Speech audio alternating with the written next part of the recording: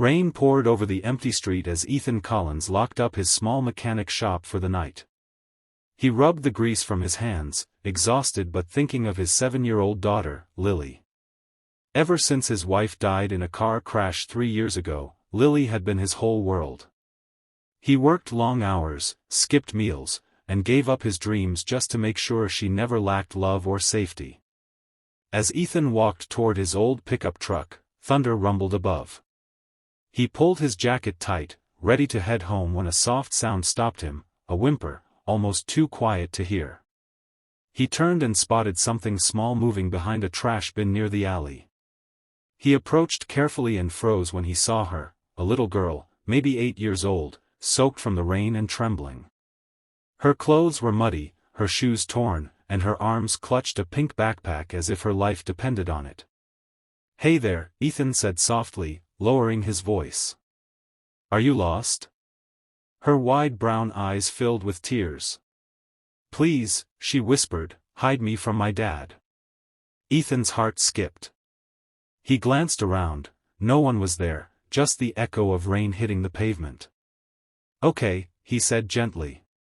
"You're safe now. Come with me."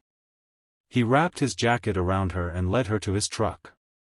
During the drive home, she sat silently, staring at the rain on the window. When they arrived, Lily opened the door, rubbing her eyes in surprise. "Daddy, who's that?"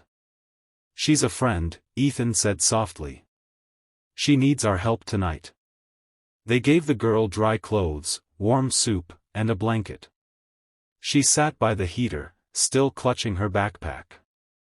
"What's your name, sweetheart?" Ethan asked. "Emma," she whispered. When he asked where she lived, her face went blank. "I don't want to go back," she said quickly. Ethan didn't press. He saw faint bruises on her arms and a cut near her wrist. That night, while Lily slept, Ethan sat by Emma on the couch. Her tiny frame shook in her sleep, and when thunder cracked, she whimpered and whispered, "Please don't hit me." Ethan's chest tightened. He stayed awake till morning, guarding her like a promise. The next day, he made an anonymous call to the police to ask if anyone was missing a child named Emma. The officer on the line said yes, a girl named Emma Porter had disappeared 3 days ago. Her father had reported her missing. Ethan thanked them and hung up, uneasy. The idea of returning her to that man felt wrong. Something deep inside him told him the truth was darker. Over the next few days, Emma started to smile again. She and Lily became inseparable, playing board games, drawing pictures, laughing like sisters. For the first time since his wife's death, the house felt alive again. But one night, as Ethan did laundry, he opened Emma's pink backpack to wash her clothes. Inside were a few crumpled dollar bills, a photo of Emma with a smiling woman, and a folded piece of paper stained with what looked like blood. He unfolded it slowly. The note read, "If anything happens to me, it's because of him. Take care of Emma." Ethan's blood ran cold. The handwriting was shaky, desperate. He rushed to the living room. "Emma," he said carefully, "who is this woman?" She looked at the photo and whispered, "My mom." Ethan showed her the note. "Did your mom write this?" Emma's eyes filled with tears. "Daddy got mad that night. They were yelling. She fell, but I saw him push her." Her voice cracked. "He told me if I told anyone, he'd hurt me too." Ethan's hands trembled. He hugged her tightly. "You're safe now, Emma. I promise." That night, he barely slept.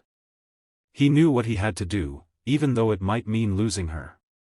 The next morning, he drove Emma to the police station and told them everything, the note, the bruises, the night she came to him. The police took Emma in gently. Ethan stayed until she was safe, watching through the glass as she gave her statement. A detective later confirmed what Ethan feared: her father had been arrested after police found evidence linking him to his wife's death. Ethan went home that night feeling both heavy and relieved.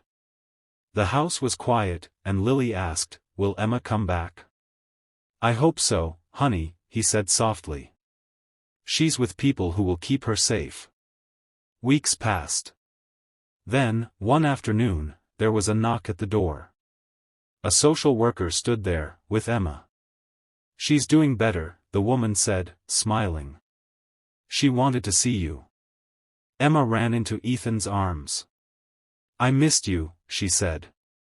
He held her tightly, tears stinging his eyes. "We missed you too, kiddo." From then on, Ethan stayed in her life. He visited her at her foster home, took her and Lily to the park, and helped her with schoolwork. Slowly, Emma began to heal. A few months later, he received a letter in the mail. Inside was a crayon drawing, 3 people holding hands under a bright sun. On top, in uneven letters, it said, "My family." Below, Emma had written, "Thank you for hiding me when no one else would." Ethan framed the drawing and hung it in the living room. Every time he looked at it, he remembered that night, the storm, the fear, and the little girl who changed everything. He thought he had rescued her. But the truth was, she had rescued him, from loneliness, from grief, from the quiet emptiness that had haunted his heart for years. Because sometimes, kindness doesn't just save others. It saves us too.